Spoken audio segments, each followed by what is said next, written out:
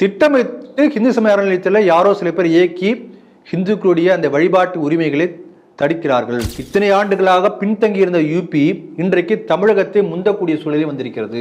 அந்த விருந்துக்கு போன கிறிஸ்துவ பாதிரியார்கள் மணிப்பூர் கலவரத்தை பற்றி ஏன் பேசல? அப்ப நீயே ஒத்துக்கிற மணிப்பூர் கலவரம் என்பது ஒரு கிறிஸ்டியன் ஸ்பான்சர்ட் ஒரு ரயட். தமிழக மக்கள் புரிந்து கொண்டிருக்கிறார்கள் எது செங்கோல் மாடல், எது திராவிட மாடல் என்பதை.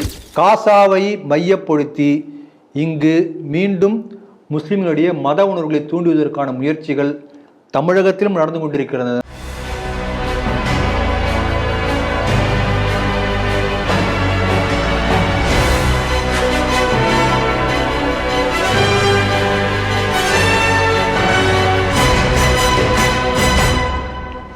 ஸ்ரீ டிவி நேயர்களுக்கு வணக்கம். செய்திகள் சிந்தனைகள் நிகழ்ச்சிக்கு உங்களை அன்புடன் வரவேற்கிறோம். இன்றைய செய்திகள்: திருவண்ணாமலையை தொடர்ந்து மருதமலையிலும் தெய்வ கோஷங்கள் எழுப்ப தடை. தொழில் முதலீடுகளை கவர்வதில் பின்தங்கிய தமிழகம். கிறிஸ்துமஸ் விழாவில் மோடியுடன் கலந்து கொண்ட பாதிரிகளுக்கு கம்யூனிஸ்ட் அமைச்சர் கேள்வி. செங்கோல் மாடல் மோடி அரசின் பாதை. காசா போரை காரணமாக்கி இஸ்லாமிய பயங்கரவாதத்திற்கு வலு சேர்க்கும் இந்திய முஸ்லிம் தலைவர்கள். ஸ்ரீ டிவியின் செய்திகள் சிந்தனைகள் நிகழ்ச்சி ஸ்பாட்டிஃபை ஆப்பிள் பாட்காஸ்டாகவும் கேட்கலாம். இன்றைய செய்திகள் சிந்தனைகள் நிகழ்ச்சியில் நம்முடைய மூத்த பத்திரிகையாளர், அரசியல் விமர்சகர் திரு ராம வெங்கடாதிரி அவர்கள். வணக்கம் திரு ராம வெங்கடாதிரி. வணக்கம். தமிழகத்துடைய இந்து சமய அறநிலையத்துறை ஒரு புதிய அறிவிக்கப்படாத, அதாவது எழுத்துப்பூர்வமாக அறிவிக்கப்படாத ஒரு கட்டுப்பாட்டை கொண்டு வந்திருக்காங்க. சமீபத்தில் பார்த்தோம், திருவண்ணாமலையில் பக்தர்கள்லாம் உள்ளே வரும்போது இந்த கோஷம் சிவனே அரோகரா அப்படிலாம் கூப்பிடக்கூடாது அப்படின்னு சொல்லிட்டு ஒலிபெருக்கி மூலம் அங்கே இருக்கக்கூடிய அந்த மைக் மூலமாக பக்தர்களுக்கு ஒரு அனௌன்ஸ் பண்ணதை பார்த்தோம். இப்போ அதை தொடர்ந்து மருதமலையில் இருக்கக்கூடிய முருகன் கோயில், அதுவும் இப்போ குறிப்பாக சொல்லணும்னா ஐயப்பனுடைய சீசன், அதாவது மண்டல காலம், பல மாநிலத்திலேருந்து பக்தர்கள்லாம் போகக்கூடிய கோயிலில் இந்த மாதிரி கோஷமே இருக்கக்கூடாது, அமைதியாக பக்தர்கள் அமைதியாக சாமி கும்பிட்டு போனோம் அப்படின்னு சொல்லி திரும்பவும் அந்த ஒலிபெருக்கி மூலம் மருதமலை முருகன் கோயில் இந்த வாட்டி சொல்லியிருக்காங்க. இந்த செய்தி நீங்கள் எப்படி பார்க்குறீங்க? நம்முடைய இந்து சமயத்துடைய வழிபாட்டு முறைகளிலேயே கோஷம் எழுப்புறதுங்கிறது it's a part of worship. இப்போ முருகன் கோயிலுக்கு போனோம்னா ஏதோ ஒரு பேர் முருகனுடைய நாமத்தை சொல்லுவாங்க, உடனே அரோகரா கோஷம் போடுவாங்க. நீங்கள் ஐயப்பமலைக்கு போயிருப்பீங்க. ஐயப்பமலைக்கு போய் படி ஏறும்போது, ஒவ்வொரு படி ஏறும்போது ஐயப்பமலைக்கு போகிறதுக்கு முன்பாக வீட்டுலேருந்து கிளம்பும்போதே கூட சாமியே சரணமையப்பான்னு சொல்லுவாங்க. அப்புறம் ஒவ்வொரு ஐயப்பனுடைய நாமங்கள் எல்லாம் சொல்லி சரணமையப்பா சரணமையப்பான்னு சொல்லுவார்கள். இது நம்முடைய பழக்கம். ஓம் நமச்சிவாய என்று உறக்க சொல்லுங்கள். பாட்டே இருக்கு, ராமா ராமா ராமா என்று கையை தட்டி பாடணும். அப்போ இப்படி கையை தட்டி அந்த இறைவனுடைய நாமத்தை சொல்வது என்பது நம்முடைய வழிபாட்டு முறைகளில் ஒன்று. தென்னாடுடைய சிவனே போற்றி ஒன்னே எல்லாம் சொல்லுவாங்க, எந்நாட்டவர்க்கும் இறைவா போற்றி. இந்த பஜனை பாட்டு பாடும்போது தன்னை மறந்து எழுந்து நின்று கையை தட்டி பாட வேண்டும் என்று சொல்வார்கள். இதுக்கு முன்னாடி ஹரிதாஸ்கிரி, இப்போ பழைய தலைமுறைக்கெல்லாம் தெரிஞ்சிருக்கும், ஒரு 20 வருஷத்துக்கு முன்னாடி ஒவ்வொரு ஆண்டும் அந்த நாரதகான சபா நடத்துவார் பஜனை நிகழ்ச்சி. அந்த மத நிகழ்ச்சி நடத்த ஆரம்பிக்கும் போது எல்லாரும் தன்னறியாமல் கையை தட்ட ஆரம்பிச்சிருவாங்க. கிட்டத்தட்ட ஒரு 2000 பேர் கூடிய அவையில் கையை தட்டாமல் யாருமே இருக்க மாட்டாங்க, தன்னை மறந்து பாடுவாங்க. அப்போ ஒரு மேடையில் பாடிக்கொண்டே இருக்கக்கூடிய ஆள் சில பேர் கிட்டனா கூச்ச சுபாவம் இருக்கும். நான் பெரிய ஒரு ஐடி என்ஜினியர், நான் ஒரு பெரிய சாஃப்ட்வேர் இன்ஜினியர், நான் போய் கையை தட்டி பாடுறதா? அவனுக்கு கை தட்டும் ஆசை இருக்கணும், தட்ட மாட்டாங்க. அப்போ ஒரு மேடையில் பாடிக்கொண்டே இருக்கக்கூடிய ஹரிதாஸ்கிரி சுவாமிகள் அதோ அந்த மூலையில் இருக்கக்கூடிய அவர் கையை கையை தட்டி பாடுங்க. அப்படி கையை தட்டி பாடும்போதுதான் நீ தன்னை மறந்து இறைவனோடு லயிக்க முடியும். Worship, it's a way of worship. அப்ப கோஷம் போட்டு பாடுவது என்பது இந்து சமுதாயத்தினுடைய வழிபாட்டு முறைகள் அது ஒரு முறை. ஒவ்வொரு கோயிலுக்கும் ஒரு கோஷம் இருக்கு. வெற்றிவேல் வீரவேல் என்று சொல்லுவார்கள். இந்த வெற்றிவேல் வீரர் வந்து வார்க்கையாகவே இருந்திருக்கிறது. நீங்கள் வீரபாண்டிய கட்டபொம்மனுடைய படத்தை பார்த்தீர்கள் என்று சொன்னால் அதில் போர் வீரர்கள்னா வெற்றிவேல் வீரர்கள் என்று சொல்லி போவார்கள். ஓம் காளி ஜெய் காளி தான் சொல்லுவார்கள், வார்க்கை. அப்படி எல்லா இடங்களிலும் அந்த இறைவனுடைய நாமத்தை சொல்லக்கூடிய ஒரு வழிபாட்டு மரபு இந்த மண்ணினுடைய மரபு. இப்போ இதெல்லாம் கூடாது. என்று சொல்லியிருக்கிறார்கள். ஆகவே இது வன்மையாக கண்டிக்கப்பட வேண்டிய ஒரு செயல். இந்துக்களுடைய அடிப்படை வழிபாட்டு உரிமைகளில் அறநிலையத்துறை தலையிட்டு அதை தடை செய்ய மாற்ற முயற்சி செய்கிறது. இந்து சமய அறநிலையத்துறைக்கு இந்து சமய வழிபாட்டு உரிமைகளை மாற்றுவதற்கான எந்த விதமான உரிமையும் கிடையாது. காலங்காலமாக இருக்கக்கூடிய ஒரு பழக்கம். இப்போ மௌன வரணுமா போகணுமா? இப்போ கோயில் சாமி ஊரெல்லாம் வரும், திருவிழா நடக்கும், என்ன சந்தோஷமா இருக்கும். ஒரு பக்கம் நாயனம் ஊதுவாங்க, ஒரு பக்கம் திவ்ய பிரபந்தம் பாடிட்டு வருவாங்க. இந்த இது மற்ற எதனா சைவ திருமறைகள் பாடுவாங்க. சிவன் கோயிலாக இருந்தால் பஜனை பாட்டு பாடுவாங்க, கோலாட்டம் இருக்கும், அதில் பல ட்ரம்ஸ் இருக்கும், எல்லாமே இருக்கும். அப்போ ஒரே சத்தம், இறைச்சல், கூப்பாடு, ஆட்டம், கரகாட்டம், ஒயிலாட்டம், எத்தனை ஆட்டங்கள்.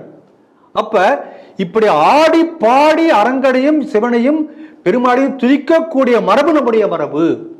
இதை மாற்றுவதற்கு அறநிலையத்துறை யார்? நம்முடைய கேள்வி. அதுல இறைவனை அந்த வணங்கக்கூடிய படிநிலைகள் என்று பல்வேறு படிநிலைகள் சொல்கிறார்கள். இவங்க சொல்றபடி அப்படியே கண்ணை மூடி தியானம் செய்வது, அதுவும் இந்து மதத்தில் இருக்கு. இறைவனை உள்ளிருந்து பார்த்து இறைவனை அடையக்கூடிய உணரக்கூடிய நிலை இருக்கு.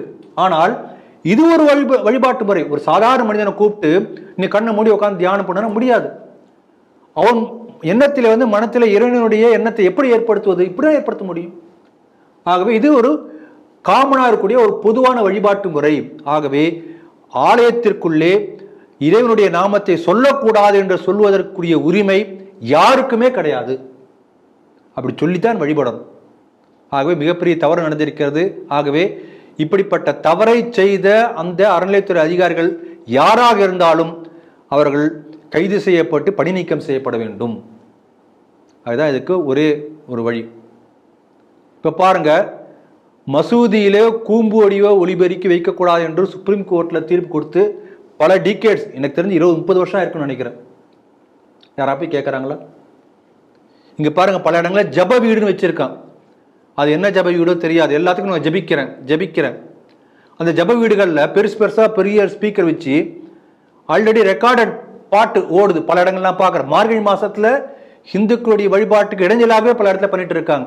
1 மணி நேரத்துக்கு கூட ரெக்கார்டர், இயேசு உங்களை ரட்சிப்பார், இயேசு ஜீவிக்கிறார், இந்த மாதிரி அது ஒரு சின்ன பாட்டு, ஒரு வசனம். அதெல்லாம் இவங்க தடுக்க மாட்டாங்க. அதெல்லாம் அமைதிக்கு பங்கம் ஏற்படுத்தாதா? ஆகவே திட்டமிட்டு இந்து சமய அறநிலையத்தில் யாரோ சில பேர் இயக்கி இந்துக்களுடைய அந்த வழிபாட்டு உரிமைகளை தடுக்கிறார்கள். அந்த போன முறை கூட நம்ம பேசினோம். சிடிவியில் அழகாக சொன்னாங்க, கிட்டத்தட்ட ஜிசியா வரி போட்ட அந்த அவுரங்கசீப்பை விட கொடுமையான ஒரு சூழ்நிலை தமிழகத்தில் இருக்கிறது. அதை பற்றி சிடிவியில் வீடியோவே போட்டிருக்காங்க. நல்லா அழகாக இருக்குது. ஒருத்தர் கோயிலுக்கு சாதாரணமாக போயிட்டு வரதா இருந்தால் ஒரு 360 ரூபாய் செலவாகுது. ஒவ்வொரு கட்டணம் போனால் கூட்டி பார்த்தா 360 ரூபா வருது.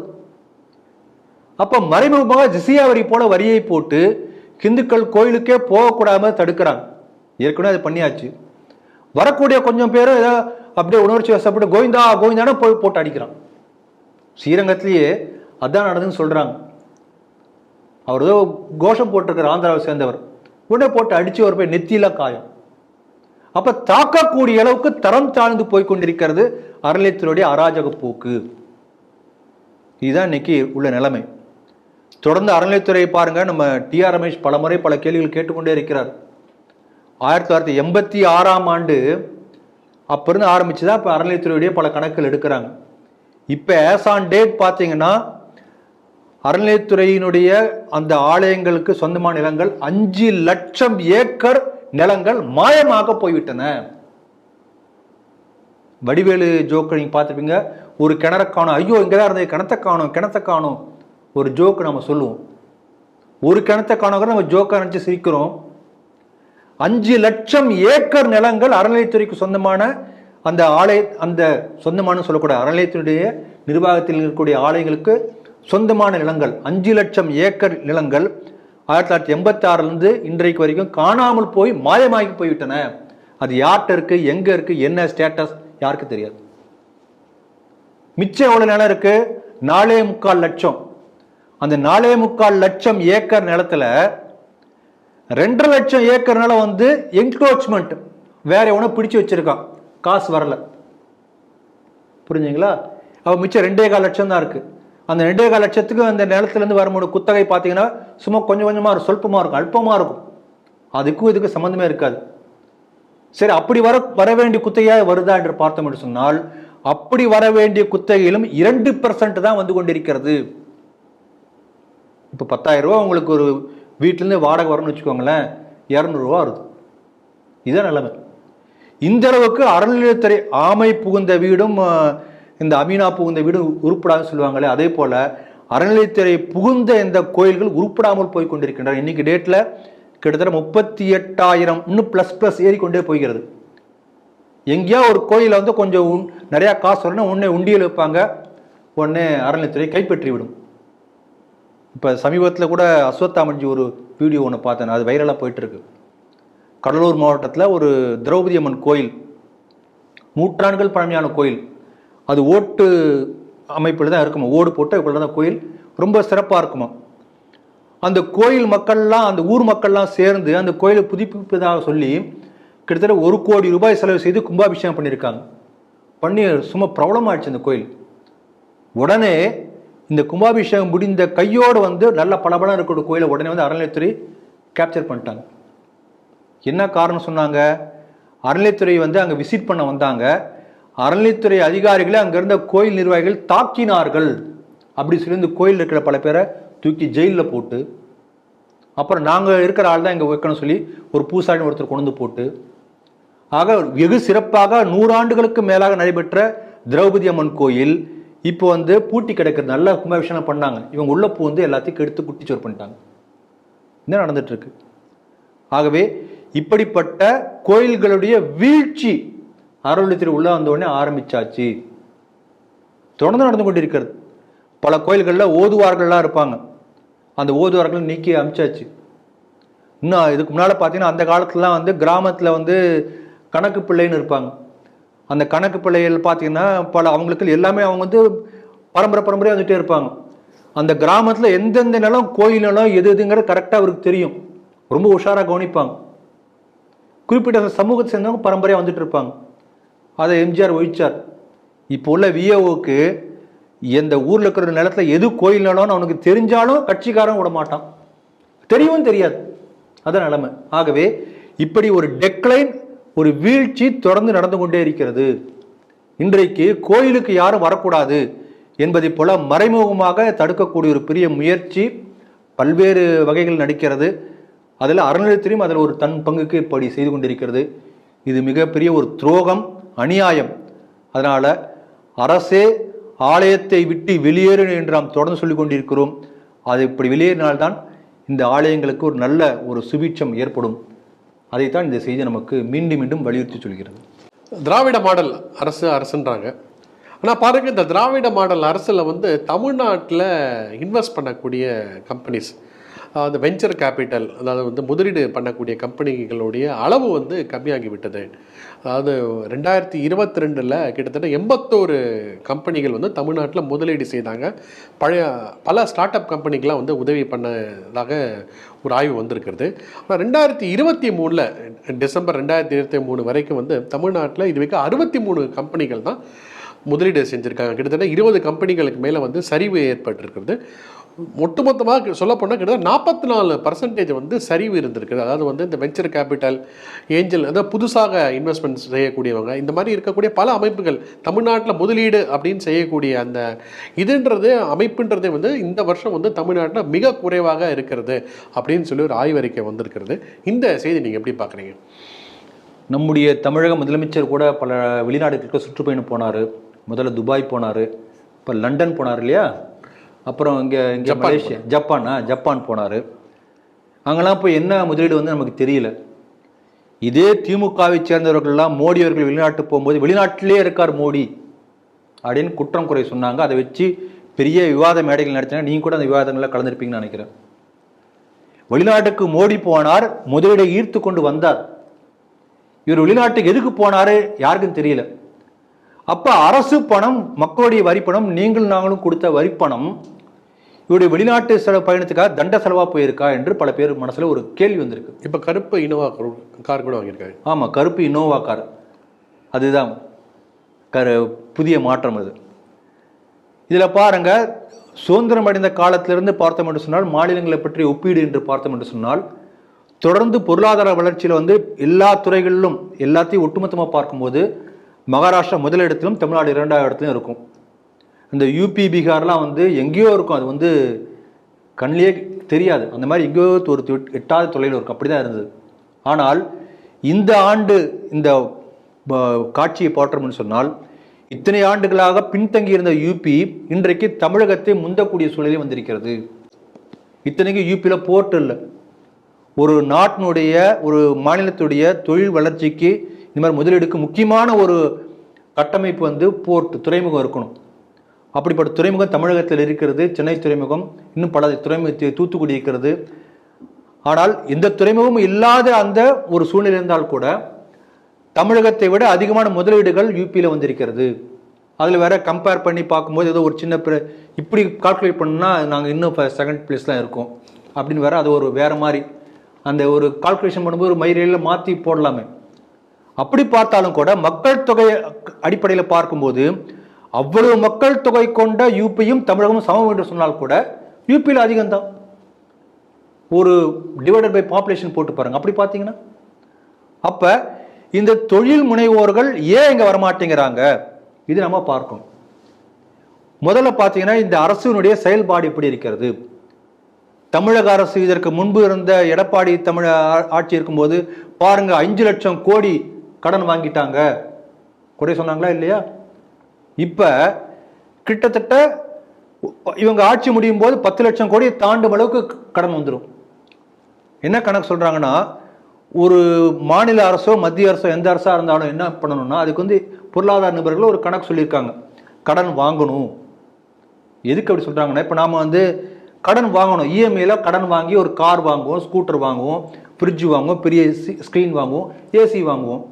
அப்போ கடன் எவ்வளோ வாங்குவோம், எவ்வளோ திருப்பி கட்ட முடியுமோ அவ்வளோ கடன் வாங்குவோம். அப்படி வாங்கினால்தான் முன்னேற்றம். அது ஒரு எக்கனாமிக் தியரி. இதே போல மாநில அரசு கடன் வாங்கணும், எவ்வளோ வாங்கணும்னா அதோடைய மொத்த ஜிடிபியில் 3.5% தான் கடன் வாங்கணும். அப்படி வாங்கணும்னா திருப்பி கட்ட முடியும், சுலபமாக கட்ட முடியும். இப்போ தமிழ்நாட்டில் பார்த்தீங்கன்னா இப்பயே கிட்டத்தட்ட 3.75% ஆஃப் ஜிடிபி கடன் வாங்கியாச்சு 2.5 வருஷத்தில். ஆமாம், அதாவது இந்த ரேஷியோவில் போனோம்னா 10 கோடி தாண்டிடும், 10 லட்சம் கோடியை கடன் தாண்டிடும் இவங்க ஆட்சி முடியும் போது. அப்போ இன்னும் ஒரு 0.25% அளவு கடன் கூடியாச்சுன்னா என்ன ஆகும்னா, அடுத்த மாதம் சம்பளத்துக்கு வந்து எங்கேயா கடன் வாங்கி தான் கொடுக்கணும் இந்த கவர்மெண்ட் எம்ப்ளாயீஸ்க்கு. அந்த மாதிரி சூழ்நிலை வந்தாலும் வந்துடும். அப்போ இந்த அளவுக்கு வந்து ஒரு மோசமான ஒரு பொருளாதார சூழ்நிலை தமிழகத்தில் இருக்கின்றது என்று கூட யாருக்கும் தெரியாது. அது புள்ளிவரம் பாருங்க, ஒரு நாளைக்கு வட்டி மட்டுமே 112 கோடி ரூபாய் வட்டி மட்டும் இந்த கடனுக்கு தமிழக அரசு கட்டி கொண்டிருக்கிறது. பெறக்கூடியதா ஒரு குழந்தை தமிழ்நாட்டில் பிறந்தா அது தலைமையில ஒரு 1.25 லட்சம் கோடி வந்து கடன் டப்புனு விழுந்தாச்சு, அது கட்ட வேண்டிய கடன். அந்த அளவுக்கு கடன் தொகை கூடிக்கொண்டே போகிறது. இது தமிழகத்துடைய ஒரு அரசாங்கத்துடைய ஒரு நிலை. இன்னொரு பக்கம் பாருங்க, யாரா வந்து இங்கே ஒரு தொழில் ஆரம்பிக்கணும்னா எவ்வளோ ஈஸியாக ஆரம்பிச்சிட முடியுமா? அதுதான் ஈஸ் ஆஃப் டூயிங் பிஸ்னஸ் என்று சொல்கிறார்கள். அந்த ஈஸ் ஆஃப் டூயிங் பிஸ்னஸ் இருந்தால் மட்டும்தான் ஒருத்தவங்க வந்து தொழிலை உள்ளவங்க வந்து ஆரம்பிப்பான். தொழில் தொடங்க ஏதுவான சூழ்நிலை, ஏதுவான மாநிலமாக இருக்கணும். அதில் பல காரணங்கள் சொல்கிறாங்க. ஏதுவானன்னா என்னென்னா, ஒன்று வந்து இயற்கையாக வந்து போர்ட் இருக்குது, அது போர்ட்டை கனெக்ட் பண்ணக்கூடிய சாலைகள் இருக்குது, இதெல்லாம் இருந்தால் மட்டும் போதாது.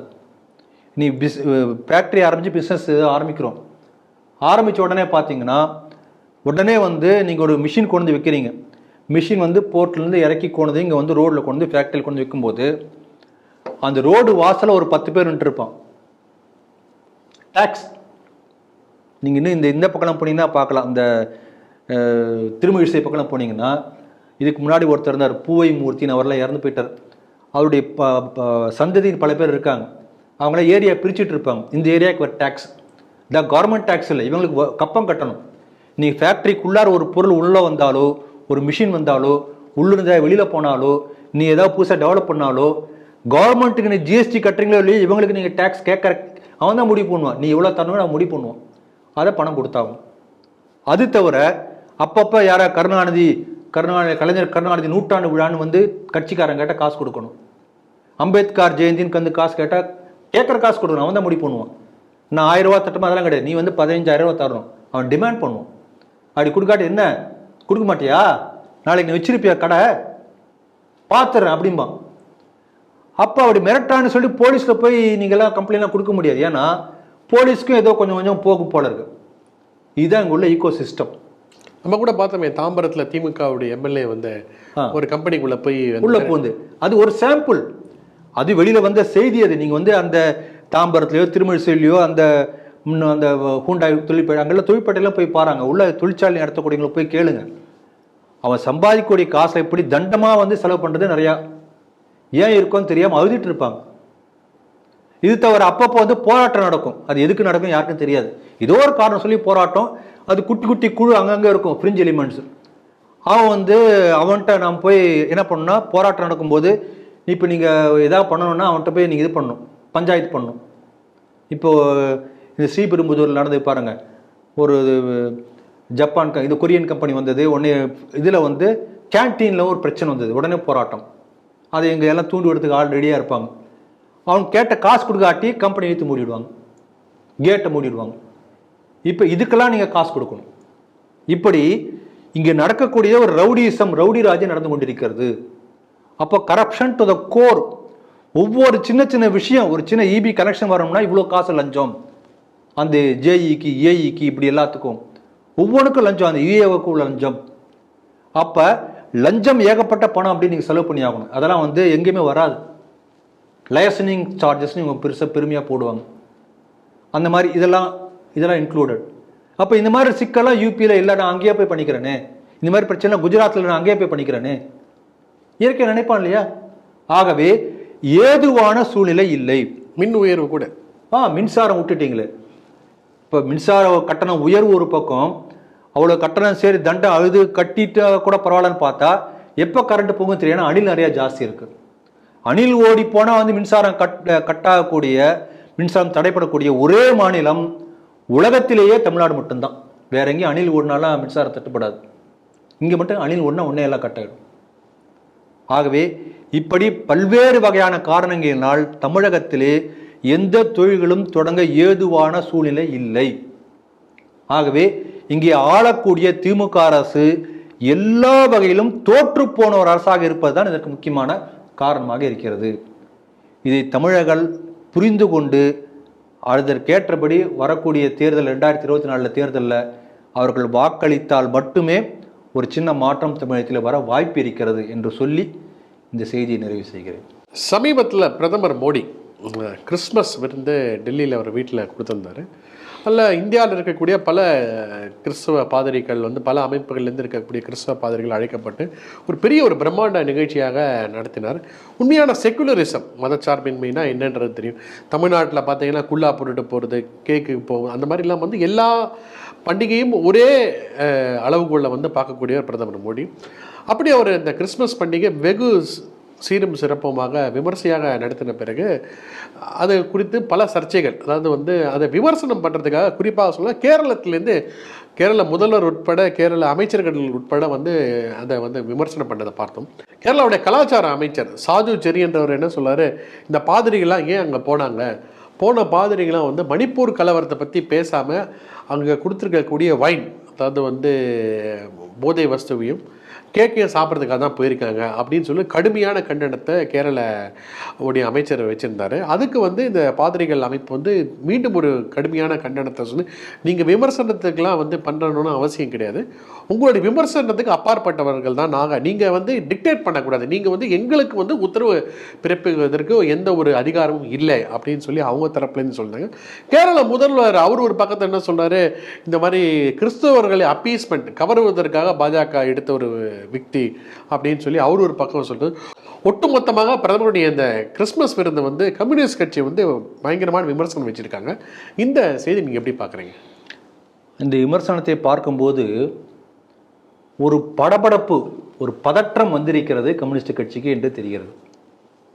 கம்யூனிஸ்ட் கட்சி மட்டும் அல்ல, காங்கிரஸ் கட்சிக்கோ மற்ற கட்சிகளுக்கோ கூட வந்திருக்கும். கம்யூனிஸ்ட் கட்சி வெளிப்படையாக சொல்லியிருக்காங்க, ஒரு நாட்டினுடைய பிரதம மந்திரி நீங்கள் சொன்னபடி எல்லா மதத்திற்கும் பொதுவானவர். அவர் தீபாவளி வாழ்த்து சொல்கிறார். நம்ம இவர் மாதிரி வந்து சில பண்டிகைகளுக்கு மட்டும் வந்து ஒன்றுமே பேசாமல் இருக்க நம்ம தமிழக முதலமைச்சர் இருப்பார். வாழ்த்து கேளுங்கன்னு சொன்ன வாழ்த்து நீங்கள் சொல்லி கேட்டால் கூட சொல்ல மாட்டார் அவர். அந்த மாதிரிலாம் இல்லை. பக்கத்து மாநில பண்டிகை சொல்லுவார். ஆமாம், அந்த மாதிரி கிடையாது. ஆகவே கிறிஸ்துமஸ் விழாவிற்கு பாதிரியார்களை கூப்பிட்டு இருக்கிறார், கௌரவத்திக்கிறார், அவரோடு சேர்ந்து கிறிஸ்துமஸ் விழாவை கொண்டாடி இருக்கிறார். இதெல்லாம் தப்பு இருக்குது. அங்கே வந்து நீங்களாம் பிஜேபிக்கு ஓட்டு போடுங்க, தாமரை சின்னத்தை எப்படிலாம் காமிச்சாரா? ஒன்றும் இல்லையே. பிரதம மந்திரி கூப்பிட்டுருக்க விருந்துக்கு வந்திருக்கிறார்கள். அதை பார்த்தவர்கள் பயந்து போயிருக்கிறார்கள், பதட்டத்தில் இருக்கிறார்கள் என்று சொன்னால் உண்மையிலேயே இதை மதவாத கண்ணோட்டத்தோடு பார்க்கக்கூடிய, மதவாத அரசியல் செய்யக்கூடியவர்கள் இந்த கம்யூனிஸ்டுகள், காங்கிரஸ் கட்சிகளால் தான் இந்த தெளிவாக நம்ம புரிஞ்சுக்கணும். இன்றைக்கு பார்த்தீங்கன்னா வடகிழக்கு மாநிலங்களில் பெரும்பான்மையான மக்கள் தொகையில் பெரும்பான்மையானவர்கள் கிறிஸ்தவர்கள். அருணாச்சல பிரதேசம் அப்படித்தான். ஆனால் அங்கே இன்றைக்கு பாஜக பலமான ஒரு சக்தியாக ஊன்றி இருக்கிறது. அங்கு உள்ள கிறிஸ்தவர்கள் புரிந்து கொண்டிருக்கிறார்கள். அப்போ ஒரு மாற்றம் வர ஆரம்பித்திருக்கிறது. கிறிஸ்துவர்கள்லாம் தனி. இவங்க இதுவரைக்கும் காங்கிரஸ் கட்சி முன்னெடுத்த அந்த நம்ம நாடு சுதந்திரம் அடைந்த உடனே முதல்ல முன்னெடுத்த இவங்களுடைய மதவாத அரசியல்னா சிறுபான்மையினரை தாஜா செய்யணும், அப்பீஸ் பண்ணணும். அவங்க தேசிய நீரோட்டத்தை கலக்காமல் தனியாக தனியாக பிரித்தே பார்க்கணும். இப்போ இங்கே வந்து பேசுனாங்கன்னா டெவலப்மெண்ட் பற்றி பேசுவாங்க. நம்ம மக்கள் கூடிய இடத்துல வந்து அவங்களுடைய இதை பற்றி, அந்த தேர்தல் அறிக்கை பற்றி பேசுவாங்க, டெவலப்மெண்ட் பற்றி பேசுவாங்க, எல்லா இதுவும் இருக்கும், சுகாதாரம் சுத்தம் எல்லாம் பேசுவாங்க. மசூதி வாசலில் போய் பேச என்ன பேச போகிறோம்? முஸ்லீம்களுக்கு என்ன செய்வோம், அதில் சர்ச்சை இருக்கிற ஒரு வாசலை போய் என்ன பண்ணுவான், கிறிஸ்துவர்களுக்கு இந்த அரசு என்ன இதுதான் பேசுவானே ஒழிய அங்கே போய் டெவலப்மெண்ட் பற்றி பேச போகிறதில்ல. அப்போ இவர் ஆரம்பத்திலிருந்தே தேசத்தை பற்றியோ ஒட்டுமொத்த இந்திய சமுதாயத்தை பற்றியோ நீ யோசனை பண்ணாத, நீ கிறிஸ்துவனாகவே இரு, நீ கிறிஸ்துவனாகவே நினை, நீ அப்படியே ஓட்டு போடு, நீ முஸ்லீமா, இவங்களே பிரித்து வைத்தார்கள். மோடி வந்த பிறகுதான் இப்படி பிரித்து வைக்கக்கூடிய தன்மை மாறி எல்லாம் ஒரே போல நினைங்க. இது உங்களுக்கு வயிற்று எரிச்சல். ஏன்னா இவங்களுடைய ஓட் பேங்க் போயிடுமே, முஸ்லீம் ஓட் பேங்கோ கிறிஸ்டின் ஓட் பேங்கோ வராமல் போயிடுமே, அது ஒரு பயம். இன்னொரு பக்கம் பாருங்க, பாஜக என்பது இந்துக்கள் அல்லாத எல்லோருக்கும் எதிரி கட்சி. இது தொடர்ந்து செய்யக்கூடிய பிரச்சாரம்.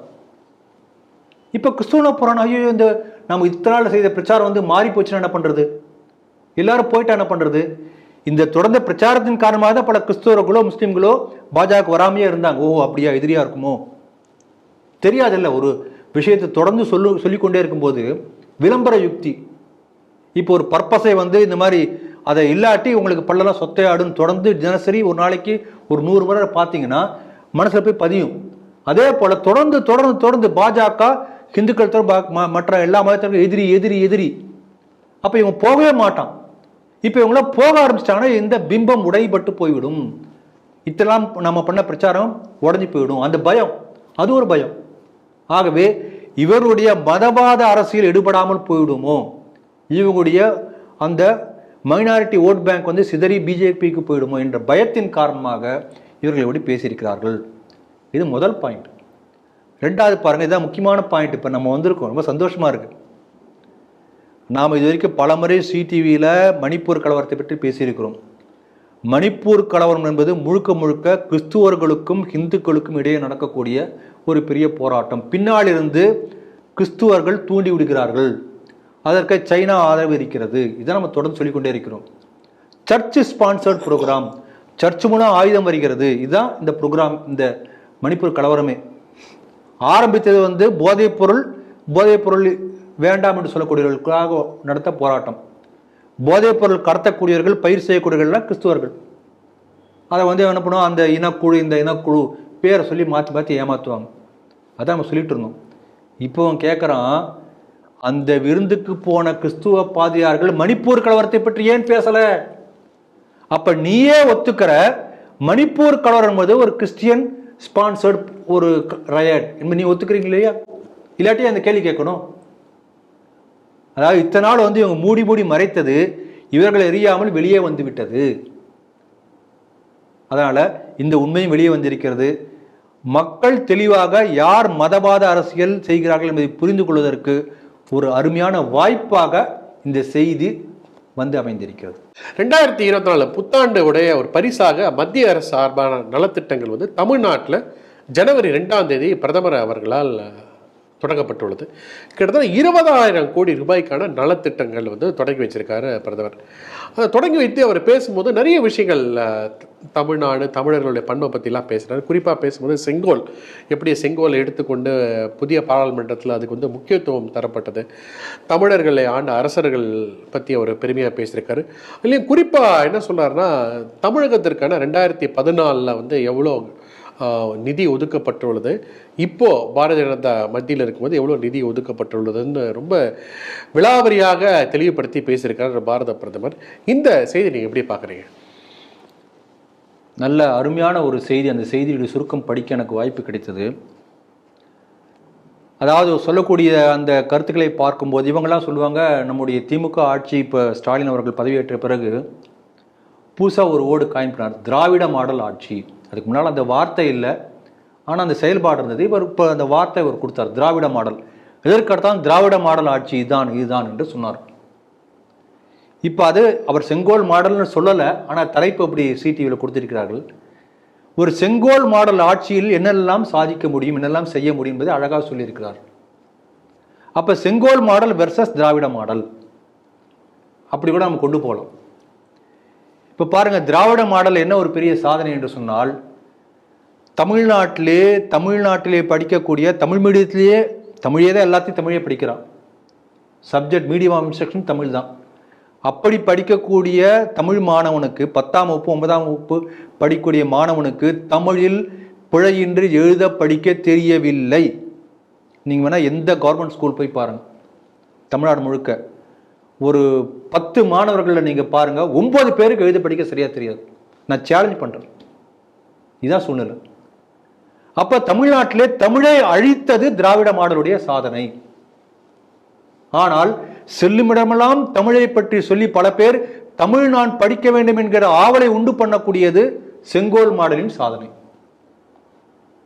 பாருங்க, நேற்று முன்தினம் அனௌன்ஸ் பண்ணியிருக்காங்க, இந்த தமிழுக்காக தமிழ் மன்றம்னு பல பள்ளிக்கூடங்கள்ல இருக்கும். அது ஒரு வருஷத்துக்கு ஒரு 4 முறை பேச்சு போட்டி ஏதோ அந்த மாதிரி நடத்துவாங்க. அது ஒரு வாய்ப்பு. அப்படியாவது தமிழில் சில செயல்களையோ சில கட்டுரையோ படித்தோ மனப்பாடம் செய்தோ மாணவர்கள் பேச ஏதோ கொஞ்சம் தமிழாவது அழியாமல் காப்பாற்றப்படும்.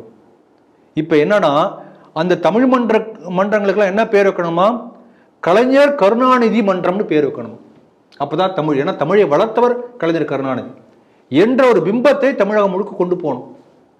கம்பரோ வள்ளுவரோ வளர்க்கலை, கருணாநிதி வந்து தான் வளர்த்தார். இப்படி ஒரு சுற்றறிக்கை வந்திருக்கிறதா செய்தி படித்தேன். ஆனால் செல்லுமிடங்கள்லாம் திருவள்ளுவரை அறிமுகப்படுத்தியிருக்கிறார், பாரதியாரை அறிமுகப்படுத்தியிருக்காரு. எங்க காஷ்மீரில் போகக்கூடிய இராணுவ வீரர்களாக இருக்கலாம், அல்ல ஐநா சபையாக இருக்கலாம், வேற எங்கேயாவது ஒரு பெரிய உச்சி மாநாடாக இருக்கலாம், எல்லா இடங்களிலும் திருக்குறளையும் பாரதியாரையும் அங்கே உள்ளவர்களுக்கு அறிமுகப்படுத்தி வைக்கிறார். இதுதான் செங்கோல் மாடலுடைய உதாரணம். இப்படி பல சொல்லிக்கொண்டே போகலாம்.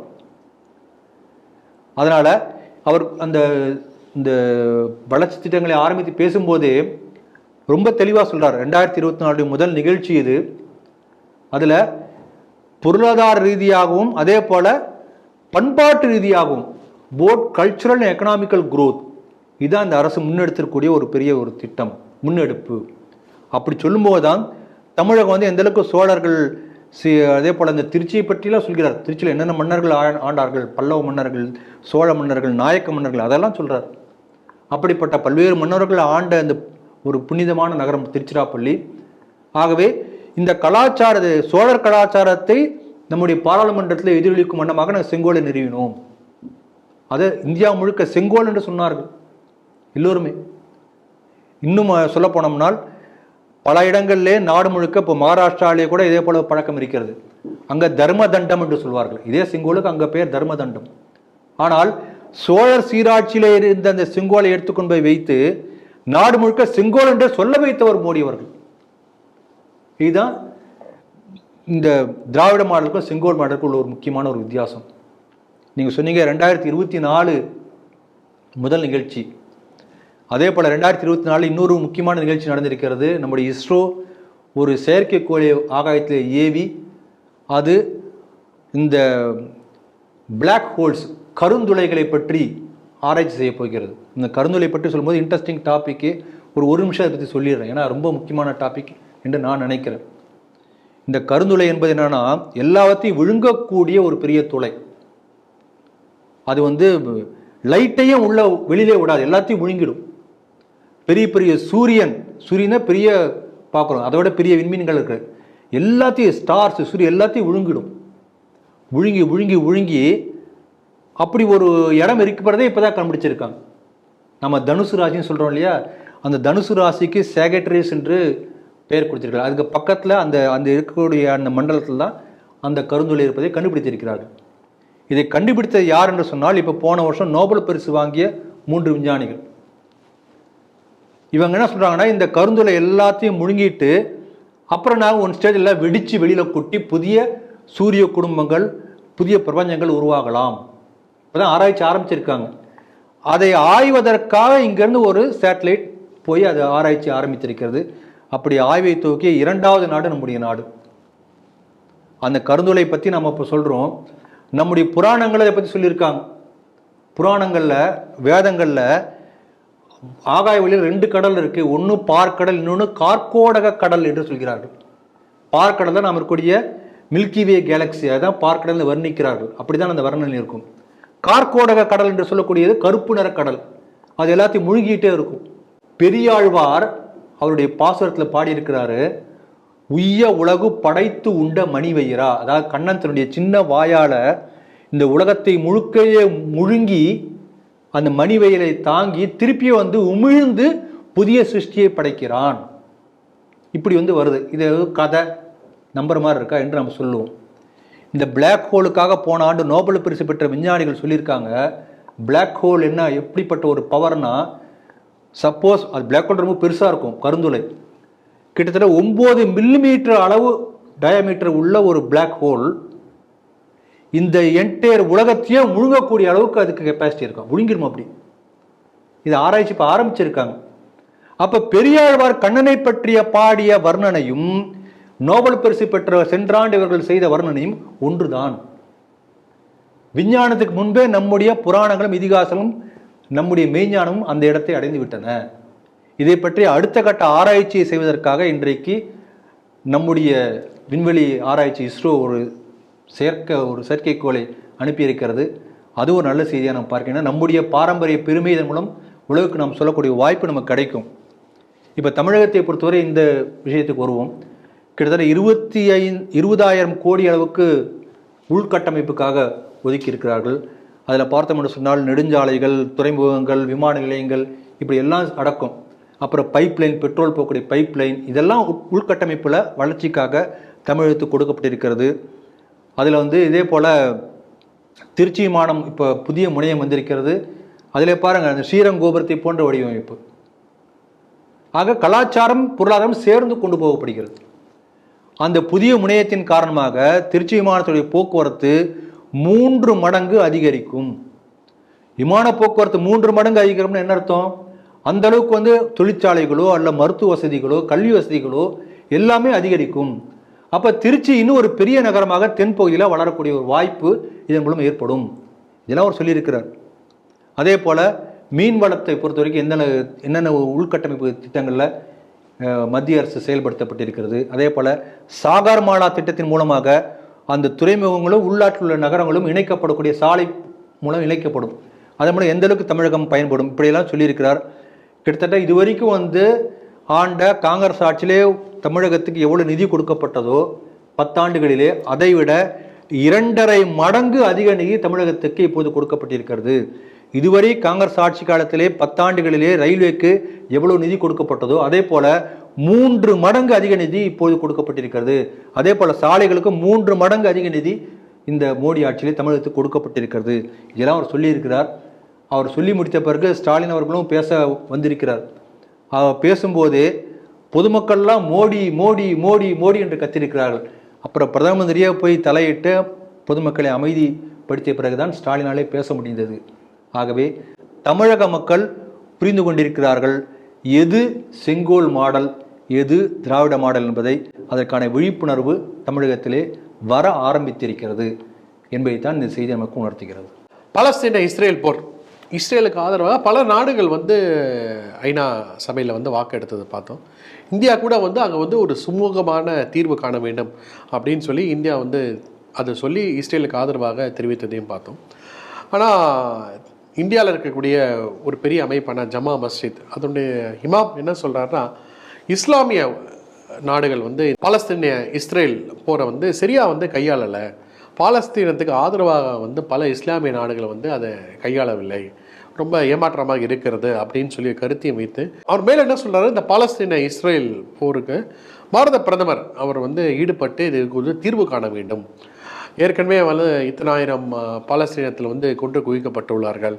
இதெல்லாம் வந்து மனதில் வைத்துக்கொண்டு பிரதமர் அவர்கள் இதில் ஈடுபட வேண்டும் அப்படின்னு சொல்லி ஒரு கோரிக்கை வச்சிருக்காரு. இந்த செய்தி நீங்கள் எப்படி பார்க்குறீங்க? முதல்ல நம்மளுடைய மக்களுக்கு ஒரு விஷயம் தெளிவாக புரியணும். பாலஸ்தீன் என்ற ஒரு நாடு எப்போது இருந்ததே இல்லை. இட்ஸ் நாட் அன் என்டிட்டி எப்பயுமே. ஆனால் இஸ்ரேல் என்ற நாடு பல ஆயிரக்கணக்கான ஆண்டுகளாக இருந்திருக்கிறது. பைபிளில் இஸ்ரவேல் என்றெல்லாம் இருக்கும், அதை பற்றி குறிப்பிருக்கிறது. இஸ்ரேலை சேர்ந்த அந்த யூதர்கள் அந்த இஸ்ரேல் நாட்டிலிருந்து துரத்தப்பட்டு உலகம் முழுக்க கிட்டத்தட்ட 2000 ஆண்டுகள் சிதறுண்டு கிடைக்கிறார்கள். 2ஆம் உலகப் போர் முடிந்த பிறகு தங்களுடைய அந்த அவங்க வாழ்ந்த பகுதிக்கு எல்லா இடத்துலையும் அந்த இடத்த கேட்டு மீண்டு வந்து அந்த இஸ்ரேல் நாட்டை அமைக்கிறார்கள். இதுதான் அந்த இஸ்ரேலுடைய வரலாறு. அப்போ அவங்களுடைய இடத்துக்கு மீண்டு வந்து அந்த இஸ்ரேல் நாட்டை அமைக்க 2000 ஆண்டுகளுக்கு பிறகு யோசனை பண்ணி பாருங்க. அந்த 2000 ஆண்டுகளாக சிதறுண்டு போன போது கூட அந்த ஒவ்வொருத்தரும் தங்களுடைய அந்தந்த நாடுகளில் அந்தந்த மொழி பேசலை, இஸ்ரேலி மொழியை மறக்காமல் பேசினார்கள். இன்றைக்கு பாருங்க, இன்றைக்கு நம்ம தமிழ்நாட்டில் இருக்கக்கூடிய 2nd ஜெனரேஷன் அமெரிக்காவில் போய் செட்டிலான அவனுடைய பையனுக்கு தமிழ் பேச தெரியாது. அப்பா அம்மா பையன் 3 பேர் இங்கிலீஷில் பேசிக்குவாங்க. அந்த பையன் இங்கே வந்து அவங்ககிட்ட பேச மாட்டான், தமிழ் தெரியாது. ஆனால் இது எத்தனை ஒரு 30 வருஷத்தில் ஏற்பட்ட மாற்றம். ஆனால் 2000 ஆண்டுகளாக அந்த யூதர்கள் உலகத்தில் எந்த நாட்டில் இருந்தாலும் தங்களுடைய மொழியை மறக்கவில்லை, தங்களுடைய கலாச்சாரத்தை வரலாறை மறக்கவில்லை. ஒவ்வொருத்தனும் கடைசியாக போகும்போது போயிட்டுறேன்னு சொல்ல மாட்டான், மீண்டும் இஸ்ரேலில் சந்திப்போம். ஒவ்வொரு முறை சந்திக்கும் போதும் இப்படியே நாங்கள் இஸ்ரேலை நம்ம மீண்டும் அந்த இடத்த நம்ம மீட்கணும் என்று நினைத்து, அதே போல் அந்த இடத்தை 1940 உலகப்போர் முடிந்த பிறகு 48க்கு அப்புறம் நினைக்கிறோம், நமக்கு விடுதலை வந்து அதே காலகட்டத்தில் தான் அந்த இஸ்ரேல் நாடு உருவாகிறது. அப்போ இஸ்ரேல் அவங்களுடைய நாடு உருவாகும் போது அந்த இடத்துல வந்து ஆக்கிரமித்து இருந்த அந்த முஸ்லீம் அவன் வருத்தமெல்லாம் அங்கே வேற ஒருத்தர் இருந்திருப்பான் இல்லையா. இப்போ இந்த இடம் இஸ்ரேலுக்கு கொடுக்கப்பட்டு விட்டது. அவங்க முஸ்லீம் தானே. அந்த சவுதி அரேபியாவோ சிரியாவோ ஜோர்டானோ எகிப்தோ சுற்றுள்ள எந்த முஸ்லீம் நாடுகளும் இந்த முஸ்லீமை தன்னுடைய நாட்டுக்கு சேர்த்து கொள்ள தயாராக இல்லை. அப்போ இஸ்ரேலில் ஒரு ஓரமாக அவன் இருக்கான். காசா என்கிற பகுதியிலும் அந்த மேற்கு வெஸ்ட் பேங்க் அந்த 2 பகுதியிலும் அவன் இருக்காங்க. அது சுயாட்சி பெற்ற பகுதியாக ஒரு ஒப்பந்தம் போட்டு அவன் இருப்பான். அவன் தன்னாட்சியாக இருப்பாங்க. ஆனால் முழுக்க முழுக்க நம்பி இருக்க இஸ்ரேலை நம்பி தான். அங்கே இருக்கணும்னா லேபராக வந்து இஸ்ரேலுக்கு தினசரி வந்துட்டு போவாங்க. தினசரி வந்து அங்கே வேலை முடிச்சு திருப்பி அந்த காசா பகுதிக்கு போயிடுவாங்க, இல்லை வெஸ்ட் பேங்கே போயிடுவாங்க. அவனுக்கு உணவு, குடிநீர், மெடிசின் எல்லாம் இஸ்ரேலுன்னு தான் வரும், கரண்ட் இஸ்ரேலுக்கு தான் வரும். அப்போ இதெல்லாம் இத்தனையும் பண்ணக்கூடிய இஸ்ரேலில் உனக்கு வாழ்வாதாரமாக அவன் தான் கொடுக்குறான். எல்லாம் வச்சுட்டு சும்மா இருக்கலாம் இல்லையா. முதல்ல போய் அடித்தது யாரு? இவங்க தான் அடித்தாங்க. அடிச்சுட்டு அவனுடைய ஃபங்க்ஷன் இருக்கும்போது உள்ளே பூந்து அடித்து அந்த ஒரு பெண்ணை வந்து நிர்வாணப்படுத்தி ஊர்வலமாக இத்தனையும் பண்ணாங்க இல்லையா. இப்போ வந்து இஸ்ரேல் திருப்பி அடிக்கிறானே என்று பேசக்கூடியவர்கள் எல்லாருமே இதுவரைக்கும் யாராவது வந்து முதல்ல அந்த மாதிரி பண்ணது தப்புன்னு யாராவது பேசினாங்களா? நம்ம ஊரில் இதே நடந்தது. கோத்ராவில் அவன் பாவன் ராமர் கோயிலுக்கு போயிட்டு திரும்பி வரான். அவனுக்கு அங்குள்ள முஸ்லீம்க்கு என்ன வயல் வரப்பு தகராறு என்ன தகராறு, அவன் பாட்டு போயிட்டு வரான். அந்த ட்ரெயினை 2 பக்கமும் அடைச்சி உள்ள அங்கே இருக்கிற அந்த 50-60 பேர் துடிக்க துடிக்க துடிக்க பெட்ரோலை வீசி அத்தனை பேர் சாகடிச்சாங்க. அந்த மாதிரி கோத்ராவில் பண்ணதனுடைய விளைவாகத்தான் பெரிய கலவரம் வந்தது. அதை பார்க்கும்போது நமக்கே மனசு பதறது இல்லையா. அந்த கலவரத்தை வந்து தப்பு என்று சொன்ன அத்தனை வாய்களும் அந்த ஒரு வாய் கூட கோத்ரா இந்த மாதிரி இந்த ரயிலை எரித்து தவறு என்று ஒருத்தர் கூட பேசலை. அதே இங்கே நடந்துட்டு இருக்கு. இப்போ பாருங்க, இங்கே இந்த காசால இந்த மாதிரி போர் வந்த உடனேயே செங்கடல் வழியாக அந்த ரெட் சி அந்த சுயஸ் கால வழியாக தான் அந்த மெயின் மேஜர் கப்பல் போகக்கூடிய வழி. அந்த வழியெல்லாம் இவங்களா போய் அது மூலம் தான் வந்து இஸ்ரேலுக்கு மெயினாக எல்லாமே உணவு எல்லாம் அப்படி தான் போகும். மெயின் இம்போர்ட்ஸ்லாம் அது மூலம் தான் போகும். இப்போ என்ன பண்ணுறாங்க, இந்த ஹமாஸ்லாம் போயிட்டு அந்த செங்கடல் ஏரியா முழுக்க பிளாக் பண்ணிட்டாங்க. பார் இஸ்ரேல், நீ உனக்கு சாப்பாடு போகுமா, நான் பார்க்குறேன். ஆனால் சவுதி அரேபியா அவனுடைய போர்ட் மூலமாக கொடுத்தது, சாய்மாரமாக இஸ்ரேலுக்கு அனுப்பிச்சது. அப்போ அதை யாரும் குறை சொல்லலை. ஒரு வாரம் கிட்டத்தட்ட இஸ்ரேலை பட்னியால் சாகக்கூடிய அளவுக்கு நிலைமை மோசமான போது இந்த மாதிரி நீ பண்ணது மனிதாபிமானம் இல்லைன்னு சொல்லி யாராவது பேசினாங்களா? ஹமாஸ் நீ பண்ணதப்ப யாராவது சொன்னாங்களா? ஆனால் Israel found a solution for the problem, அதில் மீண்டும் வந்துட்டாங்க. ஆகவே இதை ஒரு மத ரீதியாக பார்க்கக்கூடிய இங்குள்ள பயங்கரவாதிகளுக்கு இது ஒரு தீனி போல இருக்கிறது. இப்போ பாருங்க, இங்கே ஒருத்தர் ஒரு வீடியோ பார்த்தேன், சம்சுதீன் குவாசி அப்படின்னு ஒருத்தர், அவர் ஏதோ ஒரு அமைப்பு ஒன்று வச்சிருக்கார். அவர் என்ன சொல்றாருன்னா, நீங்கள் ஹஜ் யாத்திரையெல்லாம் போகிறதோட முக்கியமானது உங்களுக்கு என்னென்னா, இப்போ நீங்கள் அந்த காசா பகுதிக்கு நான் யாத்திரை கூட்டிகிட்டு போகிறேன், உங்களுடைய வாழ்நாள் லட்சியமாக நீங்கள் இந்த காசாவுக்கு போயிட்டு வரணும், இப்படி ஒரு பேசுகிறார். பேசி பல பேர் ஆர்கனைசேஷன் கூட்டு போகிறாராம். எதுக்காக? அங்கே கூட்டி போயிட்டு சும்மா இருப்பாரா? அங்கே போய் இஸ்ரேலுக்கு எதிராக பிரச்சாரம், போகும்போது வழி முழுக்க இஸ்ரேலுக்கு எதிராக பிரச்சாரம் என்ற போர்வையில் இஸ்லாத்துக்கு ஒரு மதவெறியை ஊட்டக்கூடிய பிரச்சாரம். ஆகவே இந்த காசா போரை பயன்படுத்தி மீண்டும் ஒரு இஸ்லாமிய பயங்கரவாத எண்ணத்தை நம்முடைய நாட்டிலே பரப்ப முடியுமா என்று பல குழுக்கள் வேலையை ஆரம்பித்திருக்கின்றன. அதில் ஒன்று தான் நீங்கள் சொன்னது. ஆக ரொம்ப ஜாக்கிரதையாக இருக்கணும். இது எந்த அளவுக்கு கொண்டு போகணும்னா, இப்போ பாருங்கள், கிலாஃபத் இயக்கம் காந்தி அவர்கள் முன்னெடுத்தார். எங்கேயோ துருக்கியில் இருக்கக்கூடிய அந்த அரசனுக்கு ஆதரவாக கிலாஃபத் இயக்கத்தை ஆரம்பித்தார். அது தோல்வியில் முடிந்தது. அந்த கிலாஃபத் இயக்கத்தை துருக்கியிலேயே கிலாஃபத்தை ஏற்றுக்கொள்ளவில்லை. கலீஃபாவை தள்ளிவிட்டு வேற ஒருத்தர் மன்னராக வந்துட்டார். அப்போ இங்கே இருக்கிற கேரளாவில் இருக்கக்கூடிய மலப்புரத்தில் இருக்கக்கூடிய முஸ்லீம் என்ன பண்ணாங்க, அந்த இயக்கம் தோல்வியடைந்து என்பதை ஏற்றுக்கொள்ள முடியாமல் அங்கே உள்ள எல்லா கிந்துக்களையும் அடித்து நொறுக்கி தீ வைத்து, உங்களுக்கு நல்லா தெரிஞ்சிருக்கும் மலப்புரம் மாப்பிளா கலவரத்தை பற்றி, பல ஹிந்து பெண்களை நிர்வாணம் படுத்தி வன்கொடுமை செய்து ஆயிரக்கணக்கான பேர் நிர்கதியாக ஊரை விட்டு ஓடி, அந்த மலப்புரத்தை விட்டு எல்லாம் ஓடியே போயிட்டாங்க. நிவாரண முகாம்களில் பல மாதங்கள் தங்கியிருக்கார்கள். அந்த அளவுக்கு கொடூரமான சூழ்நிலை எதனால் ஏற்பட்டது? அந்த ஒரு தேவையில்லாமல் ஒரு கிலாஃபத் வெளிநாட்டு ஒரு மூவ்மெண்ட்டை இங்கே ஆரம்பித்ததுக்காக, சப்போர்ட் பண்ணதுக்காக. ஆகவே இவர்கள் அதனுடைய நோக்கம் அதுதான். இப்போ இந்த காசால் நடக்கக்கூடிய போராட்டத்தை மையமாக வைத்து இங்கு மீண்டும் ஒரு மத வெறியாட்டத்தை, மத உணர்வுகளை தூண்டுவதற்காக நீங்களும் முயற்சி செய்கிறாங்க. நீங்கள் ஏற்கனவே இதுக்கு முன்னால் செய்தியில் சொன்னீங்க, கேரளாவில் இதே போல் அந்த கம்யூனிஸ்ட் அரசாங்கம் அமைச்சர் இந்த மாதிரி கிறிஸ்துவர்கள்லாம் போய் அங்கே போய் போகிறாங்களே அப்படி ஒரு பதட்டத்தில் பேசுனதா நீங்கள் சொன்னீங்க. இப்போ இவங்களுக்கு அதுதான் நோக்கம். ஏதாவது ஒரு செய்தியை மையப்படுத்தி, இப்போ நாடு முழுக்க இப்போ இந்த தலாக் முத்தலாக் தடை செய்திருக்கிறார். பெண்கள் பல பேர் பாஜகவுக்கு ஆதரவாக வந்திருக்கிறார்கள், மறைமுகமாக வந்திருக்கிறார்கள், பல பேர் வெளிப்படையாக வர ஆரம்பித்திருக்கிறார்கள். அப்போ சூழ்நிலை மாறிக்கொண்டிருக்கிறது. இப்படிப்பட்ட சூழ்நிலையில் மீண்டும் ஒரு மத மோதலை, பதட்டத்தை ஏற்படுத்த முடியாதா என்று காத்து கிடந்தவர்களுக்கு இது ஒரு வாய்ப்பாக இருப்பது போல நமக்கு தெரிகிறது.